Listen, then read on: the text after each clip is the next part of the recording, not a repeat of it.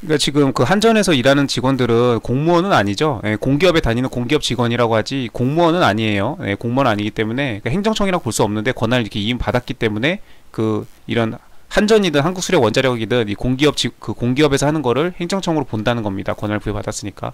그리고 아까 시장형 공기업은 이거 2조 맞을 거예요. 2억은 말이 안 되죠. 네, 한전 매출이 2억밖에 될 리가 없잖아요. 네, 말도 안 되는 거죠. 네. 뭐 웬만한 저기 개인 저기 저 좋은 회사 다니는 대기업 다니는 회사 직원 금융 쪽 직원 1년 연봉이 2억인데 지금 한전 매출이 2억이 될 리가 없고 네, 2조 이상입니다. 2조 이상이면 시장형 공기업 그 매출이 그 미치면은 준시장형 공기업으로 들어가죠. 그다음에 행정기관이 소속 공무원이나 아니면은 소속 직원들 그 다음에 하급 행정기관이 있죠. 밑에 행정기관 그 기관에 속한 직원들도 있고 아무튼 이렇게 업무 처리 절차나 이런 것들 하는 건 행정규칙이라고 하죠. 그래서 이런 거는 내부적으로만 의미가 있고 대외적으로는 국민이나 법원을 구속하는 효력이 없다. 그래서 법원은 이 행정규칙에 맞게 했는지에 따라서 판단하는 게 아니죠. 법원은 법에 따라서 옳은지 그른지를 판단하는 거고 행정규칙 따위에 이거에 구속되지 않죠. 이거는 그냥 공무원 니들끼리 그냥 내부적으로 하는 것뿐이다.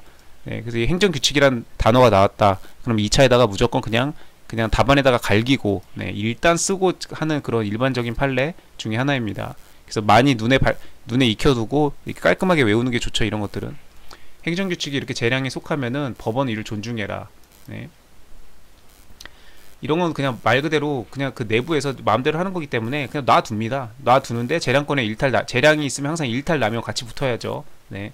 재량권의 일탈 남용이 있으면 그때는 사법부가 개입을 하죠. 네. 입법, 행정, 사법은 기본적으로 몽테스키의 상권 분립된다. 권한은 그 한 사람에게 한쪽에 독점이 되면 부패하고 썩는다. 그래서 입법과 행정과 사법을 나누어라. 그걸 처음 제창한 사람이 몽테스키예죠. 프랑스였나 어디였나. 아무튼 그렇게 해서 바람직하다. 다만 이렇게 반하는 것이라면 당연히 네, 인정될 수 없겠죠. 당연히 무효죠. 네. 행정규칙은 그냥 내부적으로 니들끼리 하는 거고 근데 그 니들끼리 하는 게 법을 넘어서서 니들끼리 마음대로 하면 당연히 안 되겠죠. 네, 그래서 법 질서의 통일성과 그 상위법을 반하지 않게끔 상위법의 그 체계 안에서 니들 마음대로 해라 이거지 그거죠. 그래서 만약 이런 걸 넘어서게 되면 네, 행정 내부적 효력도 당연히 인정할 수 없죠. 부존재하는 거 취급하여 상위법령이 좀 판단해야 된다. 그래서 법원이 어떠한 행정처분이 올바르게 되었는지 안 되었는지 그 당부를 판단할 때에는 행정규칙에 의거해서 하는 게 아니고 이거는 니들 내부의 그런 거기 때문에 존중해 주기는 하는데 이거에 따라서 그 옳고 그름을 판단하는 건 아니고 그 행정처분이 행정규칙이 아닌 그 상위 법령 법원은 법을 가지고 판단하는 거니까요. 네, 그래서 그 법의 규정과 입법 목적 등에 따라서 판단하는 거지 행정규칙에 따른 게 아니다. 그래서 행정규칙에 따른 행정처분이라고 할지라도 반드시 적법한 것이 아니고 행정규칙에 따르지 않은 행정처분이라고 해서 반드시 위법한 것도 아니다. 아주 너무나 유명한 대꾸죠. 그냥 이런 것들은 그냥 주머니에 잘 꼬깃꼬깃 넣어놨다가 시험장에서 그냥 쓰면 됩니다. 그냥 이런 거 행정규칙에 관한 논점이 나왔을 때 이런 거 썼다고 가점이 되면 가점이 됐지 감점 될 일은 절대 없습니다. 이런 너무너무 좋은 이런 판례에 그냥 수도 없이 나오는 이런 지문들은 그냥 외워질 정도로 눈에 그냥 그 익혀야 됩니다. 공개업체에 대해서 뭐 추가되는 위임한 바 없다. 근데 여기서 이제 그 공급자 관리 지침 이건 그냥 여기도 벌써 지침이죠. 네, 이거는 규정들은 대외적 구속력이 없는 행정규칙이고 당연히 행정규칙이죠. 그러면 자기들 멋대로 한 거예요. 그냥 의미적으로 업무의 어떤 편의를 위해서 업무의 통일성 뭐 이런 것들을 위해서 나름대로 그냥 이 회사 안에서 이렇게 하는 거예요. 지침은. 그래서 이런 거래 제한 조치가 이런 행정규칙이고 따라서 이런 공급자 관리 지침이 근거해서 이렇게 해가지고 제한 조치는 행정청이 행하는 이건 행정규칙인데 어쨌든 간에 이 거래 제한 조치를 하게 되면은 국민의 권익을 위협하는 거래를 제한하는 조치니까 이거는 구체적 사실에 관한 이거이기 때문에 처분에 해당한다 라는 거. 다만 이 처분이 이 거래 제한 조치가 이 공급자 관리 지침 이 지금 행정규칙이라고 했잖아요.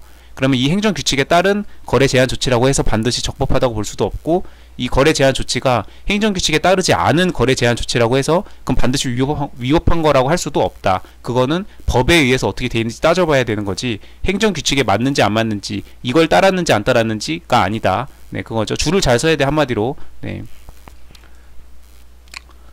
줄을 잘못 서면 안 되죠. 그 얘기입니다. 처분에 해당한다는 거. 그래서 만약에 이 수력 원자력 이 사건이 만약에 2차 사례로 나오면은 일단 공급자 관리 지침은 행정규칙이다. 당연히 이건 법규 명령이 될 수 없죠. 행정규칙이고 그 다음에 여기에 따른 만약 거래 제한 조치를 하면 일단 이거는 처분입니다. 행정처분이 맞고 아까 행정청이라고 했죠. 한국수력원자력이 시장용 공기업이지만 행정청의 권한을 위임받았기 때문에 그래서 처분에 해당하는 게 맞고 거기서 나아가서 이 처분이 그러면 적법한 처분이냐 이제 부당한 처분이냐 다투는 그게 문제가 되겠죠. 그러면 그때는 이게 행정 규칙에 따랐는지 문제가 아니고 이거의 상위 법령이 있을 거 아니에요. 그 법령에 맞는지 그걸 가지고 따진다. 그게 포인트가 되겠네요. 그리고 이제 이거는 추가적인 5번 논점인데 이것도 알아두면 좋습니다. 어떤 공공기관의 어떤 제재 조치가 그게 해당이 되려면은 미리 구체적으로 약정하였어야 된다. 상대방에게 미리 그걸 했었어야 된다는 거죠. 네. 그 보험회사가 그 보험 가입자에게 미리 약관을 구체적으로 저기해서 알려줘야죠. 네.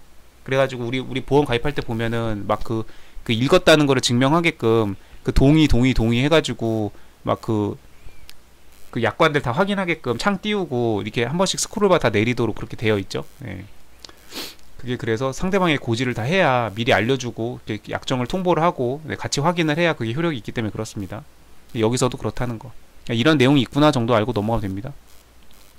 사건 개요와 쟁점. 제가 이렇게 자세히 다룬 거 보니까 어떤 지금 이 판례 하나에서도 객관식을 풀 때는 그냥 답만 골라내면 되지만 이제 2차를 준비할 때는 결국은 다 판례 공부거든요. 판례 공부. 그래서 이제 이런 하나하나 것들을 이제 자세하게 그 무슨 내용들이 있는지 이제 다 뜯어봐야죠. 뭐가 문제가 된 건지. 네. 예를 들면 행정법에서는 이제 중요한 거는 뭐 행정심판이든 행정소송이든 원고적격, 대상적격, 피고적격, 뭐 협의의 소외이익, 그 다음 제소기간 이런 것들이 항상 문제가 되죠. 그러니까 이런 것들을 면에서 뭐가 문제가 되었는지 이런 것들을 뭐 피고 행정청이 잘못된 건지 아니면은 대상적격 처분이 아닌 건지 그런 것들 보면 됩니다.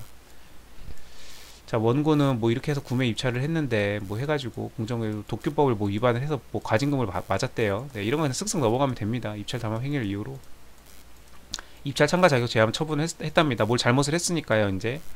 그래서 피고는 이렇게 해가지고 공급자 등록 제한 조치를 했답니다. 네, 뭐 2년 동안 참가 자격도 제한하고 그 다음에 뭐 거래 제한도 하고 뭐 여러 가지 많이 했어요. 조치를 과징금도 때리고. 네. 자, 쟁점은 이 거래 제한 조치가 항고소송의 대상이 된 행정처분에 해당하지 여부이다. 네, 쟁점을 지금 대법원 판례에서 이렇게 딱 대놓고 알려주고 있죠. 네, 그럼 이제 이거를 문제로 출제자가 가져온다고 하면은 이게 당연히 논점으로 물어보겠죠. 네, 그 거래 제한 조치는 아까 항고소송의 대상이 되는 행정처분이라고 했습니다. 다만 이 거래 제한 조치의 그 근거가 된 뭐였죠? 무슨 내부 지침 그거는 행정규칙에 불과하다고 했습니다. 자, 처분성 판단 기준. 네, 이런 거 다 그대로 다 논점이죠. 네, 처분이란 대상적격 처분이 논점이 나왔으면 처분이 뭔지부터 행정절차법, 행정소송법 다 나와 있죠. 행정심판법에 구체적 사실에 관한 법 집행으로서 공권력의 행사 또는 그 거부와 그 밖에 이에 준하는 행정작용 이거는 그대로 토시 하나 틀리지 말고 외워서 답안에다 써줘야죠.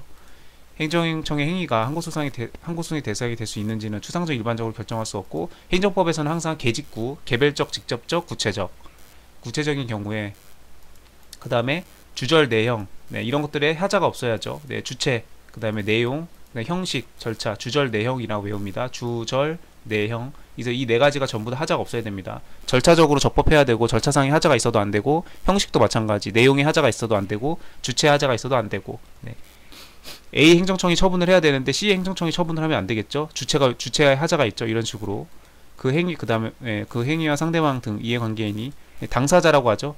그 처분의 상대방 직접 상대방과 그에 따른 이해관계인 이 둘을 합쳐서 당사자 등이라고 하죠. 있는 불이익 사이의 실질적 결련성 이런 단어들 다 그대로 현출해주면 됩니다. 법치행정의 원리 좋은 단어죠. 아주 그 행위에 관련된 행정청이나 이해관계인의 태도 등을 고려하여 개별적으로 구체적, 개별적, 직접적으로 해야 된다. 추상적, 일반적으로 하면 안 된다. 그래서 이런 거 다 2차 답안에 다 적어줘야 되는 일반 판례입니다. 범용성을 띠는 무슨 사안이 나왔든 처분이 나왔다. 대상적격이 문제가 되었다. 논점이다. 그럼 그냥 바르고 시작하는 사안에 한국수력 원자력이 나왔든 아니면 또 다른 판례에 어떤 뭐가 문제가 된 회사가 나왔든 무조건 발라줘야 되는 거예요. 전원합의체죠. 어떠한 처분의 법령상 근거가 있는지 준수하였는지는 계속 고려할 본안에서 고려할 거죠. 이건 요건에서 하는 게 아니죠. 그래서 각하하면 안 되죠. 본안으로 들어와서 이런 걸 다 심사해보고 문제가 있으면 기각하면 되고 원고의 청구가 맞으면 인용해주면 되고 소송 요건 단계에서 각할 내용은 아니죠. 이런 것들은 다 민사소송에서 배우는 내용이지만 이렇게 해서 알고 있어야 됩니다.